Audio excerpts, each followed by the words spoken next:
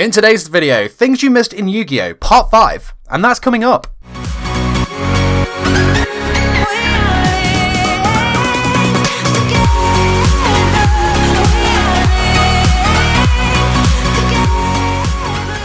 What's up there and welcome to a brand new video on 414 Yugioh. In today's video, things you missed in Yu-Gi-Oh! Part 5. And hey, if you're new here, why not join the 414 community by hitting the subscribe button and the notification bell so you don't miss out. So today's video marks the end of Duelist Kingdom. It's onto those episodes between Duelist Kingdom and Battle City. This is going to cover episode 41 all the way through to 49. And considering these episodes are kind of just filler between the two arcs, there's a lot to cover in this one. So with that being said, here's the things you missed.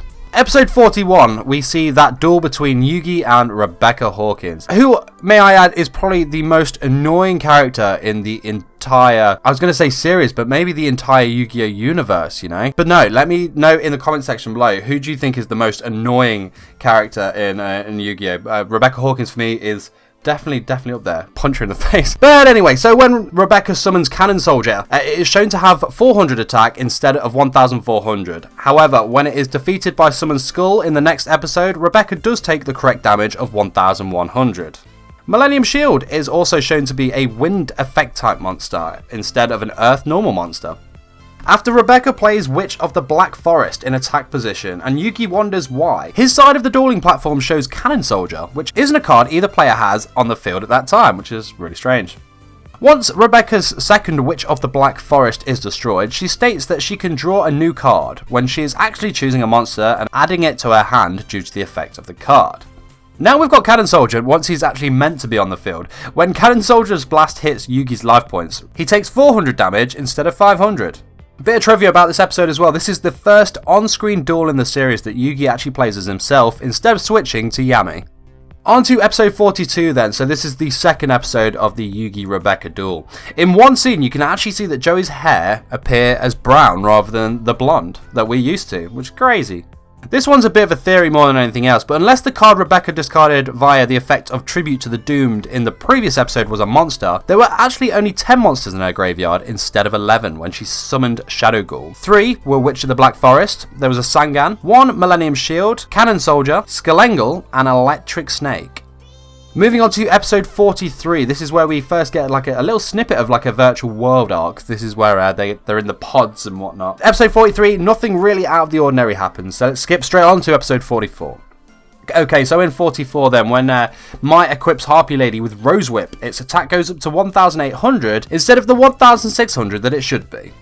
Also, when Yugi holds up his Summon Skull for the Black Skull Dragon Fusion, his fingers are blocked by the entire dub version of the card, which is awesome. This one's also quite crazy, but when Mai says, "I mean life's a game," her lipstick disappears. That's crazy.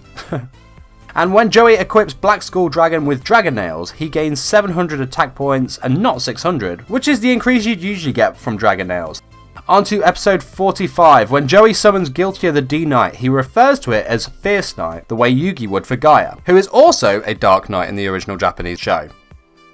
Yugi also makes a slight name change for this when he sacrificed Curse of Dragon and Gaia the Fierce Knight. He says Dark Knight instead of Fierce Knight.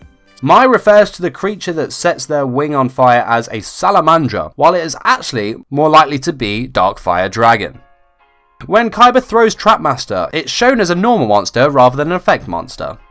When Yamayugi summons Karibo and Catapult Turtle, he is shown drawing Multiply with Karibo instead of Catapult Turtle. He of course draws and activates Multiply a moment later. It's really weird.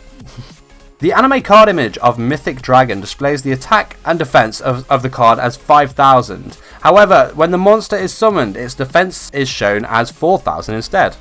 Bit of trivia about this episode as well, this is the only time that Dragon Master Knight uses its TCG name in the whole series. In all other appearances during the show, including flashbacks, it is referred to by its Japanese name, which is Master of Dragon Soldier. Going back to the attack and defense of Mythic Dragon and Dragon Master Knight are both shown to have 4000 defense, while they both actually have 5000. Also in this episode, when Yugi transforms into Yami Yugi, the sequence when Yugi's hair flies up and when Yami appears, the cone of light is cut out.